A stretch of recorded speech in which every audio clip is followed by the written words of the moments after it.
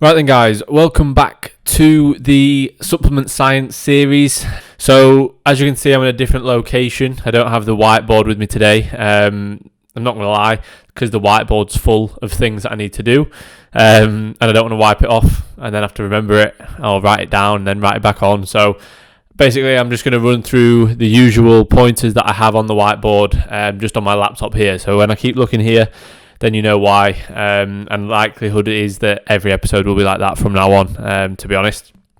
So today's episode is on intra-workout carbohydrates. So the last episode was on essential amino acids, which I spoke about having intra-workout, and today we're going to talk about a carbohydrate source. So first of all, what is a carbohydrate, or what is a intra-workout carbohydrate powder, let's say?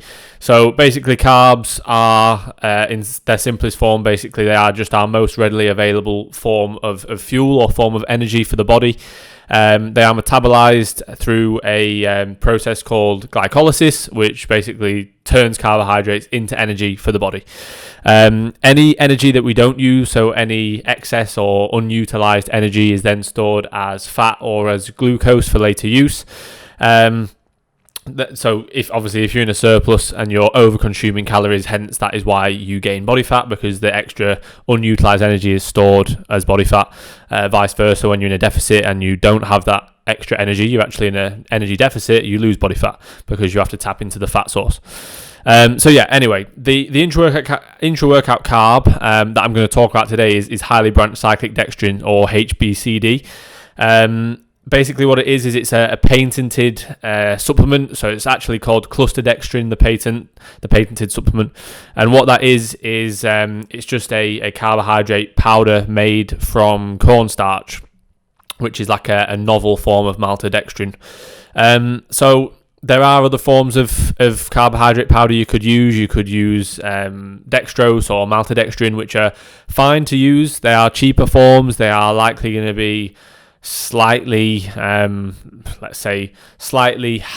in terms of their level of osmolarity, which basically means how easily they pass through the body. So HBCD has a very, very low level of osmolarity and is therefore rapidly absorbed and digested.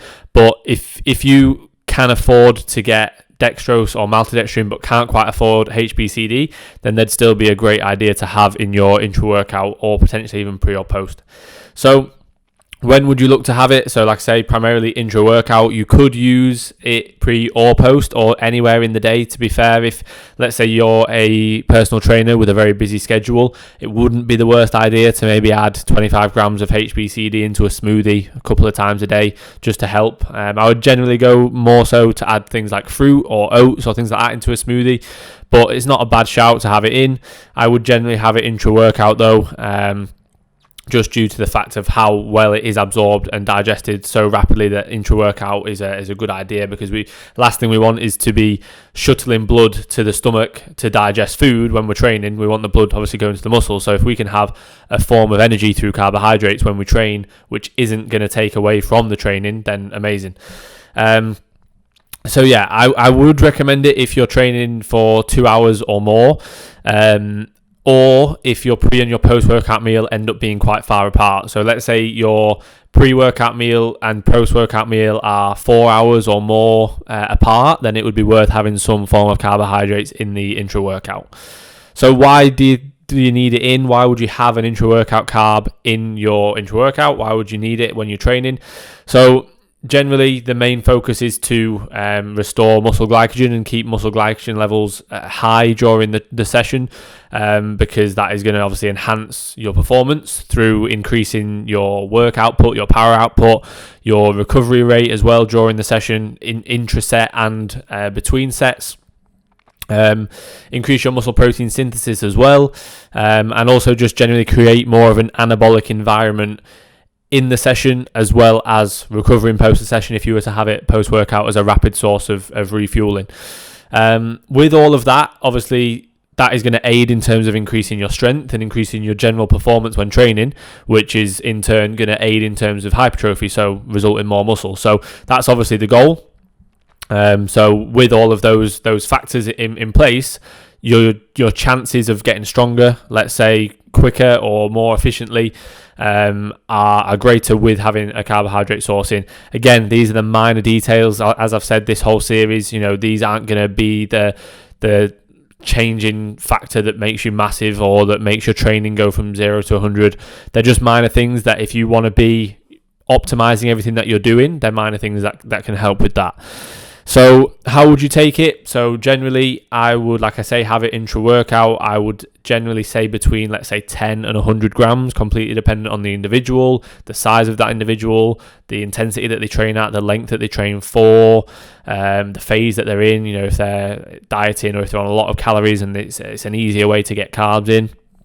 I would take it with an EAA, which if you're not sure about EAAs, then look at the last video. And I'd also take it with electrolytes as well, which is going to be the next video, so look out for that one. In terms of my thoughts on the intra-workout carb, generally I think they're great. I think they're an easy carbohydrate source to get in. I recommend them to a lot of my clients because generally, for me, my sort of training philosophy is that you want to be putting everything into every single set, whether that means that you train for an hour or 3 hours or 4 hours. Your volume is going to be dependent on your recovery capabilities and your situation, your life situation, your circumstances. But generally, the carbohydrate source will benefit. And even if it is that 1%, for me, it's worth taking that 1% and optimizing everything that you can. And like I say, they're easy carbohydrates. If you're on a lot of carbs and you're struggling to get it in through whole foods, adding in 50 to 100 grams of carbs into a workout, which you won't even really notice, is a good amount of calories and relatively easy to get in. It will also help in terms of obviously reducing fatigue during the session. I've had it previously with clients where they're saying that they're dropping off towards the end of the session. Then I'll tell them to add in an intra-workout, whether it be just a carb source or intra-workout EAA, carbs and electrolytes, and then they'll notice that towards the end of the session they're still fatigued, of course, because they're training hard, but that drop off in sort of focus is less and less with the intra-workout. Like I said at the beginning, if you can't afford to get highly branched cyclic dextrin, then maltodextrin or dextrose would be fine. Alternatives just a little bit cheaper and a little bit lower quality. Still prioritize your food. Don't use this as a replacement. Make sure that you're using it alongside a balanced diet, and still make sure you're prioritizing your peri-workout nutrition. So don't just rely on your intra thinking, oh, it's all right, I've got my intra, so my pre-workout I'll just have a protein bar. My post-workout I won't have anything for a few hours. Make sure all that is nailed. The intra-workout supplementation is on top of that nailed diet. So in terms of the product from CNP, it is called Pro Cyclic Dextrin. It's $24.99. If you use my code, it's $19.99, guys. Just check if it's in stock because I think it's been out of stock recently. But they're my thoughts on an intra-workout carb source. Any questions on any of that, please just ask, and I will catch you in the next video where we will chat about electrolytes.